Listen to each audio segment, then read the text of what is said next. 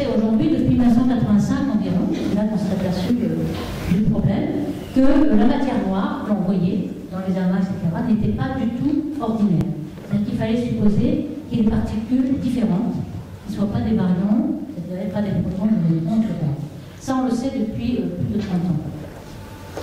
Donc on a ce qu'on appelle une fraction de matière ordinaire, j'appellerais MD, c'est la masse baryonique, sur la masse totale, et cette fraction-là, elle est de 17%.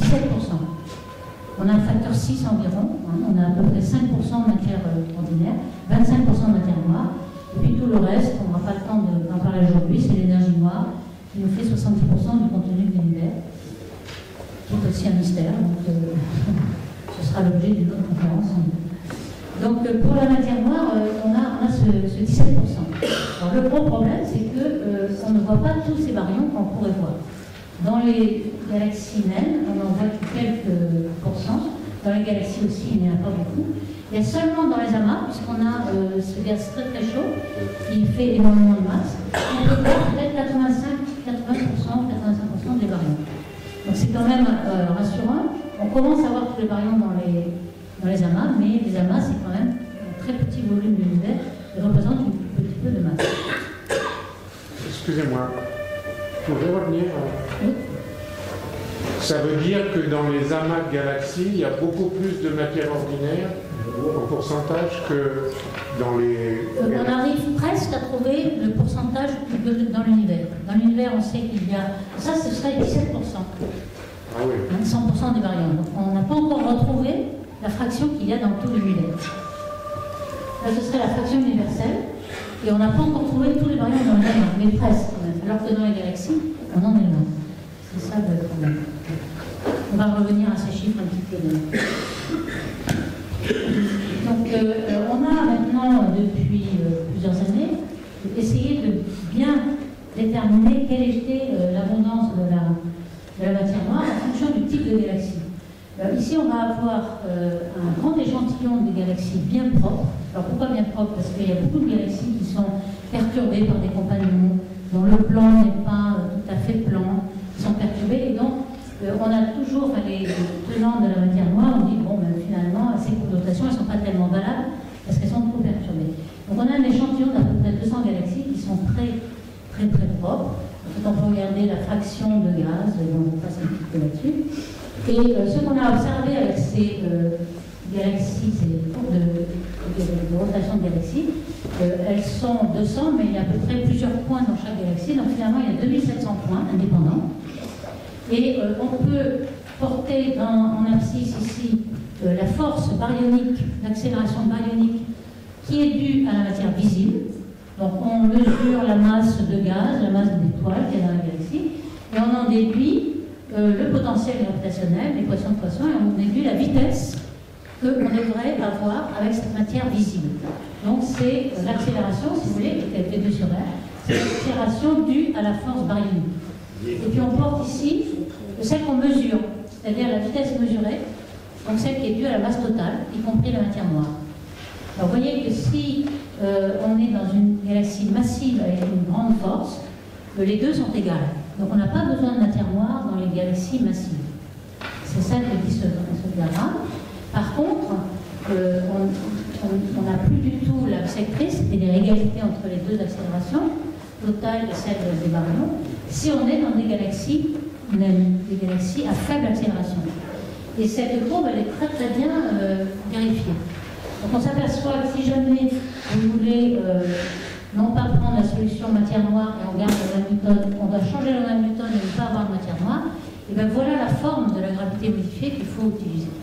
En fait, les courbes de rotation nous la donnent, puisqu'elles sont vraiment tout à fait vérifiées, quelle que soit la courbe, même si la courbe tombe, si la courbe monte, etc., dans toutes les galaxies, c'est à faible accélération. Quand l'accélération a une valeur en dessous d'une accélération critique, qu'on appelle A0 ou G0, etc., accélération critique est 10-11 en unité de Newton. Ici, on a une accélération qui est seulement la racine carrée de l'accélération baryonique et de cette accélération critique. Et à ce moment-là, vous voyez qu'il y a quelque chose qui nous dit qu'en champ faible, il faut trouver beaucoup de matière noire. Alors, comme je vous le disais, et avec on ne sait pas où sont toute la matière ordinaire, où sont tous les baryons. On peut faire un recensement. Alors, dans les galaxies, toutes les galaxies, si on somme toutes les étoiles des galaxies, on a 6% des baryons. Alors, j'ai fait un petit diagramme, on a 5% du contenu total de l'univers, c'est des baryons, 25% c'est la matière noire et tout le reste, l'énergie noire. Et même dans ces 5%, il n'y a que 6% de ces 5%, c'est-à-dire 0,3% en fait du tout, que l'on voit dans les étoiles. Donc on est vraiment bien peu de choses lorsqu'on regarde les étoiles, on ne voit presque rien. Et on a dans les amas de galaxies, on trouve quand même plus de baryons. Les amas de galaxies, c'est quand même très très peu de masse dans l'univers. Donc ça correspond à 3%. Alors où sont tous les autres baryons? Alors, ici on a une petite simulation de galaxies avec des filaments. On sait que lorsqu'on fait une simulation cosmologique dans un ordinateur, les galaxies se forment à la croisée de filaments. Ces filaments sont de la matière noire et des baryons, ici. Les galaxies se forment à la croisée. Et en fait, on pense que peut-être une grande partie de la matière doit être dans ces filaments cosmiques. Et ces filaments cosmiques, une façon de les voir, en fait, ils sont trop diffus pour les voir en émission, il faut les voir en absorption. Donc on a un quasar très lointain qui est une source très brillante d'énergie qui nous sert de relais, de jalon. Et puis on regarde en absorption l'hydrogène, donc les raies de Lyman alpha, qui sont les raies d'hydrogène neutres, qui sont absorbées par tous ces filaments. Et en effet, on voit une forêt de Lyman alpha. Pourquoi une forêt? Parce qu'il y a plein de raies à tous les décalages vers le rouge. L'univers est décalé vers le rouge de façon différente, d'autant plus décalé qu'on remonte le temps et qu'on va très loin. Donc on a une forêt de Lyman alpha. Alors, quand on essaie d'extrapoler ce que donne le contenu de cette forêt Lyman alpha, on arrive à 18%. Pourquoi on extrapole? C'est que dans l'atome neutre, dans la raie Lyman alpha, il y a très très peu de masse. Il faut qu'on extrapole par l'abondance des éléments lourds, comme le carbone, etc., pour savoir combien il y a de gaz ionisé. En fait, tout le gaz ionisé dans les filaments, il y a peut-être 10,4 qui est neutre. Donc il faut extrapoler tout cela, il y a beaucoup d'incertitudes. On arrive à peu près à 18%. Et puis peut-être il y aurait 10% dans un milieu qu'on appelle ni chaud ni froid, c'est-à-dire tiède. C'est loin le code, etc. Alors pourquoi on est comme ceci? Si le gaz était très chaud, on le verrait en rayons X, et s'il était trop froid, on le verrait en H alpha. Donc il faut juste une gamme de température où il est invisible, parce qu'on ne le voit pas. Donc on suppose qu'il y en a un petit peu là-dedans. Peut-être qu'on pourrait le voir dans la règle 6, mais on ne l'a toujours pas vu. Donc si on somme tout ça, vous voyez qu'il y en a encore les 2 tiers qui ne sont pas du tout identifiés. Et donc c'est ça le mystère, c'est que lorsqu'on propose une théorie, il y a beaucoup de matière noire ici, là ici c'est la gravité modifiée, et si ça ne marche pas, vous pouvez toujours mettre un peu de baryons, il y en a toujours un grand réservoir, quelque part, et on n'arrive pas à contraindre plutôt une théorie que l'autre, à cause de ce manque d'informations sur où sont les baryons. Donc justement, il y aurait une observation récente qui tente de savoir où ils sont, c'est-à-dire d'avoir un petit peu ce qui est dans un filament. Alors c'est très difficile, mais il y a un effet qu'on appelle Sunyaev-Zel'dovich, qui est l'effet du fond cosmologique, du photon du fond cosmologique, du micro-ondes, c'est le vestige du Big Bang, qui est à 3 degrés Kelvin. Et ces photons, il y en a peut-être dans cette salle 400 par centimètre cube, donc il y a beaucoup de photons. Et lorsqu'ils rencontrent un plasma, un milieu ionisé, comme sont les filaments, eh bien, ils sont perturbés.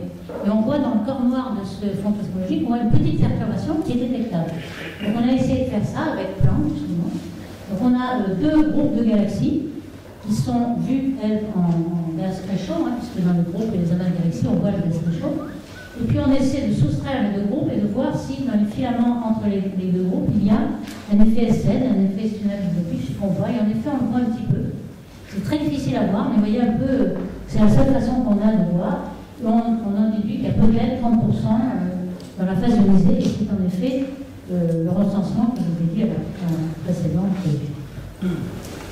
Donc maintenant, on a quand même une façon de cartographier la matière noire, ce que je vous disais en entrée, c'est-à-dire lorsqu'on a des lentilles gravitationnelles, et là vous en avez un bel exemple, un amas de galaxies, ici, qui est très, très dense, et puis des tas de déformations, on voit très très bien en arc ici.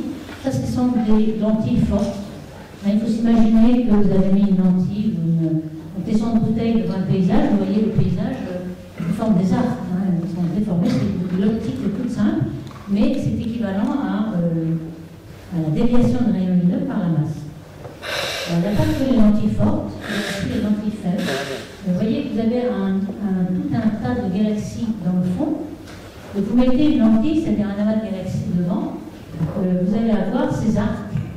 On appelle ça un anneau d'Einstein, si on est vraiment bien aligné. Donc on va voir cette galaxie-là, elle va être déformée en anneau, parce qu'elle est alignée. Et puis toutes les autres, elles sont un peu déformées. Elles ne sont pas beaucoup déformées, mais un petit peu.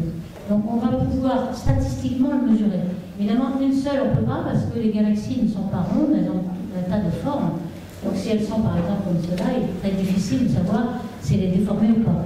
Mais statistiquement, lorsqu'on a des millions de galaxies, et c'est ce qu'on a fait, on a des millions de galaxies, et donc l'ordinateur est capable de savoir statistiquement s'il y a de la masse qui a déformé ce million de galaxies. Donc c'est une lentille faible, qu'on appelle cisaillement gravitationnel. Donc voici une carte du cisaillement gravitationnel. On voit d'abord en rouge le gaz très très chaud d'un amas de galaxies. C'est ici un gros amas. Et puis en bleu, donc on vient de mettre en bleu la carte que l'on déduit des lentilles gravitationnelles. C'est-à-dire que c'est la masse totale, même si on ne la voit pas, on peut en déduire la masse totale, matière noire essentiellement, parce que c'est elle qui domine. Lorsqu'on superpose les deux, on voit que la matière noire et la matière visible correspondent. C'est-à-dire que, par exemple, lorsque vous avez un trou, le trou est à la fois un trou en matière noire et en matière visible. La matière noire ne remplit pas les trous, en quelque sorte. Elle est toujours associée à la matière visible. Donc la matière noire se concentre dans les amas de galaxies comme la matière visible. On sait aussi par d'autres relations, par exemple, ça c'est une relation un peu historique, qu'avait trouvé Philippe Fischer en 1978. Ils avaient trouvé une relation entre la vitesse, le plateau de vitesse des courbes de rotation pour un grand nombre de galaxies, ici chaque point est une galaxie, et puis la luminosité, c'est la luminosité en rouge des galaxies, et ici la vitesse maximum. Donc la vitesse maximum, en quelque sorte, c'est proportionnel à la matière noire. Et puis la luminosité rouge, ce sont les étoiles, donc c'est la matière visible. Vous voyez qu'il y a une très bonne corrélation entre matière noire et matière visible. En fait, à l'époque, ce n'est pas pour ça qu'il l'avait regardé, il l'avait trouvé comme indicateur de distance. Puisque la vitesse ne dépend pas de la distance, c'est un effet Doppler. Donc vous mesurez la vitesse, et par cette relation, vous en déduisez la luminosité intrinsèque d'une galaxie. Donc si vous avez mesuré la luminosité apparente, vous avez la distance. Donc, pour eux, c'était un indicateur de distance. Aujourd'hui, on a autre chose pour la distance, donc on mesure surtout la corrélation entre matière noire et matière visible. Alors, on s'est aperçu que pour les grosses galaxies, l'essentiel de la masse était en étoiles. C'est pour ça que ça marchait très bien. Et puis, pour les galaxies naines, il n'y a pas beaucoup d'étoiles. L'essentiel de la masse baryonique est en gaz. Et donc, si on ne tient pas en compte, la masse de gaz, à ce moment-là, ça ne marche pas pour les galaxies naines. Mais si vous prenez en compte cette masse, donc ici, ce n'est pas seulement la luminosité rouge des étoiles, mais c'est la masse totale de baryons, luminosité des étoiles plus masse de gaz, et à ce moment-là, ça marche très bien. Donc on a bien une relation très bonne entre matière de baryons et puis matière noire. Alors ça, c'est un peu historique, je remarque la relation un peu plus moderne, avec beaucoup de points, et ça nous interpelle, parce que ça nous dit que les prédictions du modèle standard de matière noire ne marchent pas du tout. Alors ici, c'est la vitesse, la masse de l'halo noir, toujours. Ici, c'est la masse de tous les baryons. Si vous faites des simulations numériques en pensant que la matière noire non baryonique, c'est de la matière froide, faite de particules d'interaction faible, on ne sait pas ce que c'est, mais enfin elles sont massives, eh bien voici la prédiction que vous faites, c'est-à-dire vous avez, alors ici c'est la masse baryonique, donc on a pris la fraction 17% de baryons universels. On a donc d'abord fait un calcul avec la matière noire, puis on a pris les baryons, et voici ce qu'on devrait voir. Alors d'abord, la pente n'est pas la même, mais ça c'est pas énorme, ça une pente de degré 4, ici une pente de degré 3, parce que c'est un Doppler. Par contre, ce que vous voyez, c'est que les prédictions sont qu'il y a beaucoup de baryons dans les galaxies, et même un facteur, ici c'est un facteur 10, donc vous avez ici 20 fois plus de baryons prédits dans les galaxies que ce qu'on voit. C'est le même problème que tout à l'heure. Les baryons ne sont pas dans les galaxies. Du moins dans le modèle standard de matière noire. Et les baryons, il faut qu'on les sorte des galaxies. 80% des baryons sont en dehors. Et ça, c'est difficile à comprendre tout de suite. On a des solutions. Par exemple, lorsque vous faites une simulation numérique, on met dans l'univers quelque chose d'homogène avec autant beaucoup de matière noire et puis 17% de baryons partout. Et lorsque les structures se forment, parce qu'il y a des petites fluctuations au départ, après on a des fluctuations qu'on mesure dans le champ cosmologique avec Planck par exemple. Et puis ces petites fluctuations, par l'autogravité, elles se condensent. Et évidemment, dans les simulations numériques, les baryons et la matière noire se condensent de la même façon. Donc dans chaque structure, vous avez toujours 17% de baryons. Alors pourquoi il n'y en a plus à la fin? Alors on peut prendre comme solution ici, dans les galaxies naines, c'est que lorsqu'il se forment des étoiles, vous pouvez avoir des supernovae qui vont repousser le gaz. Donc ça marche bien pour les petites galaxies, car le puits potentiel gravitationnel de ces petites galaxies est assez faible. Donc si vous poussez avec des supernovae, elles sont capables de pousser le gaz à 100 km par seconde. À ce moment-là, le 100 km par seconde, c'est la vitesse d'échappement de cette petite galaxie, donc le gaz peut s'en aller. Donc vous faites fuir tous les baryons, et ce qui explique qu'il y en ait plus. Mais ça ne va pas marcher pour les grosses, puisque pour les grosses, vous avez un puits potentiel qui est de 300 km par seconde. On a vu la vitesse de rotation, c'est 300, donc la vitesse d'échappement, ça va être 500. Les supernovae ne vont pas être assez énergiques pour faire échapper le gaz. Donc là, il nous faut autre chose. Alors, ce qu'on pense aujourd'hui, c'est que les trous noirs qui sont au centre de chaque galaxie, on sait qu'il y a un trou noir supermassif. Dans la Voie lactée, il y a un trou noir d'1 million de masses solaires. Et puis, dans certaines galaxies, il y en a de 1 milliard de masses solaires, etc.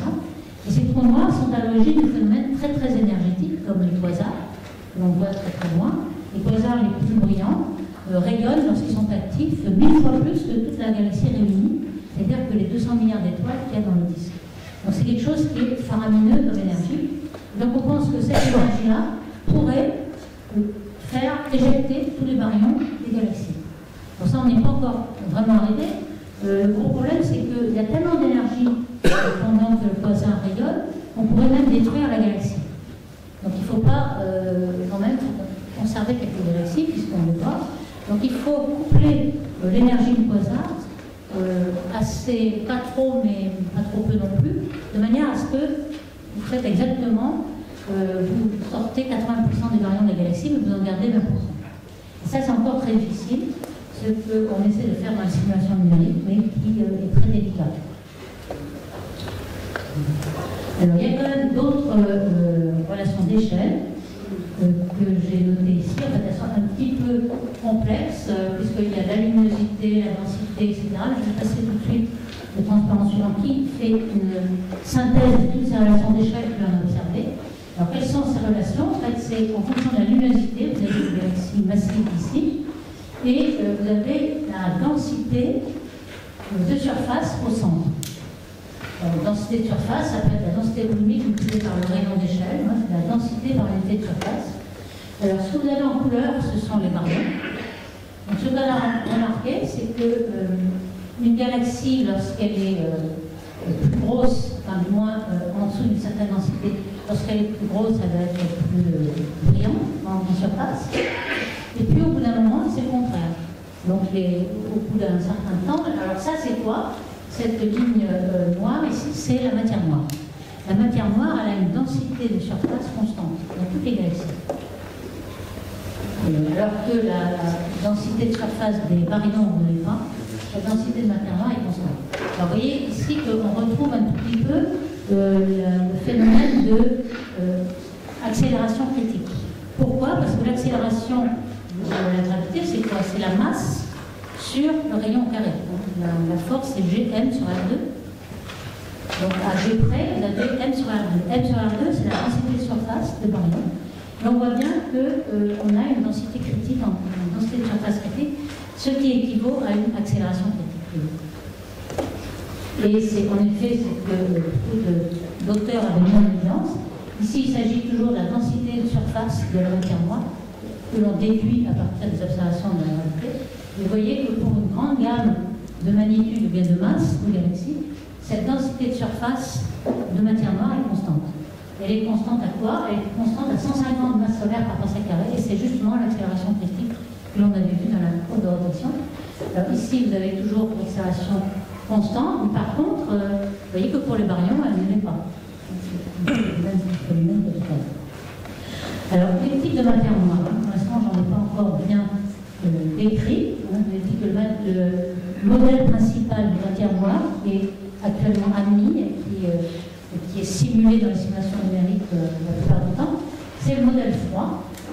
Quand on parle de modèle froid, tiède et chaud, qu'est-ce que ça veut dire? Il y a des particules qui n'ont pas vraiment de température. En fait, la température, c'est la dispersion de vitesse, c'est la vitesse qu'ont les particules lorsqu'elles se découpent au début de l'univers. Au début, elles sont en équilibre avec le Big Bang très chaud, la soupe très très chaude. Et puis ensuite, elles s'annihilent. Les particules de matière noire, elles sont leurs propres antiparticules, donc elles s'annihilent entre elles. Et puis au bout d'un moment, elles vont se découper. Et lorsqu'elles se découpent, si elles sont relativistes, c'est-à-dire qu'elles sont à la vitesse de la lumière, à ce moment-là, elles vont empêcher par leur pression de former des petites structures. Vous voyez que lorsque c'est très chaud, par exemple les neutrinos qui sont très petits, sont relativistes lorsqu'ils se découpent, et ils empêchent de former des petites structures. Donc vous avez des grandes structures, de grands filaments. Ces grands filaments, c'est la taille d'un amas de galaxie ou plus, et vous n'avez pas de petites structures. Ça ne correspond pas à ce qu'on observe. On observe quelque chose qui ressemble plutôt à ça ou à ça, c'est-à-dire avec des petites structures. Alors quand c'est froid, c'est-à-dire que l'agitation des particules est très très loin d'être relativiste, à ce moment-là, il n'y a aucune pression, et donc les petites structures peuvent se former. Donc ces deux-là, c'est pour ça qu'on prend le modèle CDM comme un modèle standard. Alors ce modèle standard a quand même beaucoup de problèmes, donc c'est pour ça. Enfin, le premier gros problème, en fait, je devrais dire, c'est que la particule, on ne l'a toujours pas trouvée. Qu'est-ce que c'est que cette particule? Enfin, ça, on oublie, on pense qu'on va la trouver à un moment donné. Mais il y a quand même des problèmes aussi astrophysiques. Quand on fait une simulation numérique avec la matière noire, froide, voici ce qu'on obtient. On a par exemple la Voie lactée, c'est un halo qui représente la Voie lactée, et on obtient un grand nombre de satellites de matière noire qui sont prévus. Il y en a à peu près 4000 dans cette simulation, 4000 satellites. Alors évidemment, ces satellites, on ne les voit pas autour de la Voie lactée et autour d'autres galaxies comme la Voie lactée par exemple. Donc qu'est-ce que l'on dit? On va dire, bon, ben, la plupart de ces satellites doivent être noirs complètement. Donc si on met ça dans le diagramme de masse d'étoiles sur la fraction de baryons qu'on doit avoir, 17% par la matière noire, donc on devrait avoir cette courbe-là. C'est-à-dire que tous les petits satellites devraient être complètement noirs. C'est ça la solution. On prédit 4000 satellites, on n'en voit que 20 ou 30. Donc la solution, c'est qu'ils doivent être complètement noirs. Et voici ce qu'on devrait prédire. Mais en fait, tous les petits satellites qu'on voit autour de la Voie lactée, par exemple celui-ci, il est très très diffus, hein, donc on ne voit pas beaucoup. On voit quelques étoiles ici. C'est la naine Fornax. Léo aussi, ça ressemble à ça. Donc vous avez un petit nombre d'étoiles. Vous avez beaucoup de matière noire aussi, puisqu'on peut le mesurer, on a la dispersion de vitesse de ces étoiles, on sait quelle est la matière noire qu'il faut pour le retenir. Mais en fait, ils se trouvent là. Tous ces satellites, Draco, Fornax et tous les satellites autour de la Voie lactée, en fait, ne correspondent pas du tout aux prédictions, c'est-à-dire qu'elles ont trop d'étoiles. Elles ont beaucoup de matière noire, mais elles ont beaucoup trop d'étoiles, on les voit. Donc là, il y a un gros problème. Il y a aussi ce problème-là qu'on s'est dit, bien, on va sans doute former quelques étoiles, et puis les supernovae vont sans doute faire partir le gaz. Eh bien non, il faudrait 40 000 supernovae pour tout détruire. Et en fait, quand on regarde le nombre d'étoiles, on a moins du compte, plusieurs ordres de grandeur au-dessous. Donc c'est ce qu'on appelle ce gros problème-là. Elles sont beaucoup trop grosses pour être complètement détruites. Et on n'arrive pas à faire correspondre les observations et les prédictions. Donc là, pourtant, ça fait au moins 10 ou 20 ans que l'on cherche. Donc ici, c'est pareil. Vous voyez que les simulations sont ici et les points de mesure sont là. De même, lorsque vous faites des simulations, vous trouvez ce genre de prédictions, les satellites sont assez éloignés du halo quand même. Les satellites correspondent à la masse de ce qu'on voit à la Voie lactée, mais ici, ce qu'on voit, c'est beaucoup plus proche. Donc on n'a pas du tout les mêmes distributions, on n'a pas du tout la même concentration, et puis il y a trop d'étoiles dans les satellites. Donc on retourne de tous les côtés, ça ne marche pas. Il y a quand même des choses qui marchent très bien. Par exemple, tout ce qui est à grande échelle. Le fond technologique et l'oscillation, par exemple, acoustique de baryons, dont je parlerai tout à l'heure, et puis les amas de galaxies. Alors l'amas du boulet, vous le connaissez sans doute, il a fait beaucoup de bruit. Pourquoi? Parce que c'est la première fois qu'on arrive à séparer matière noire et matière visible. Ici, on a deux amas, un gros amas ici et un petit amas. Le petit amas a traversé le gros avec une grande vitesse, et cette vitesse, elle est dans le plan du ciel. C'est-à-dire qu'on ne la voit pas par effet Doppler, mais on la voit ici. Alors, comment on la mesure, justement? C'est qu'ici, vous avez dans le rouge c'est le gaz très chaud qu'on voit en rayons X. On voit dans le rouge un choc qui a un certain angle, et cet angle-là vous donne la vitesse, le nombre de Mach. Le nombre de Mach, c'est 3. Donc, dans un plasma, ça correspond à 4700 km/s. Donc, le petit amas a traversé le gros avec cette vitesse-là. Et on voit dans le plan du ciel. On voit ici en bleu, comme vous êtes habitués maintenant, ce sont les lentilles gravitationnelles. C'est la façon de cartographier la matière totale par les petites lentilles qu'on a vu derrière. Et donc, la masse totale est ici. Et le gros problème, c'est que la matière visible, qui est essentiellement le gaz chaud, quand on a un amas massif, les galaxies font très peu de masse, eh bien, la masse visible, elle est complètement décalée par rapport à la masse invisible. C'est la première fois qu'on la sépare. Alors, évidemment, c'est très transitoire. Une fois que la masse sera partie, ça va se relaxer, et puis la matière noire et la matière visible vont revenir au même endroit, mais au moins, on les a séparées pour un petit moment. Alors, vous allez me dire, mais le reste de la matière baryonique qui est formée des étoiles, pourquoi elles ne rentrent pas en collision? Et bien, en fait, les galaxies dans les amas sont très éloignées les unes des autres, donc ça traverse sans se voir. C'est comme des particules sans collision. Et il n'y a que le gaz qui est un gaz avec une pression et une collision. Donc le gaz, quand il se rencontre, il s'arrête un petit peu, donc ils sont beaucoup plus proches, et puis tout le reste à traverser est allé beaucoup plus loin. Donc vous voyez un peu le mouvement ici. Ça nous permet aussi d'avoir une contrainte sur la section efficace de collision des particules de matière noire, car si elles entrent en collision, elles auraient suivi le gaz chaud qui lui entre en collision. Or, c'est pas vrai du tout, donc on a pu montrer qu'il n'y avait aucune collision entre les particules de matière noire. On a déjà une contrainte ici.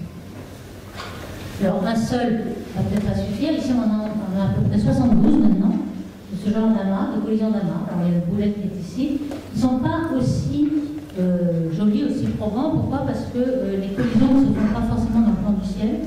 Elles se font dans l'autre, par géométrie, n'est pas aussi favorable.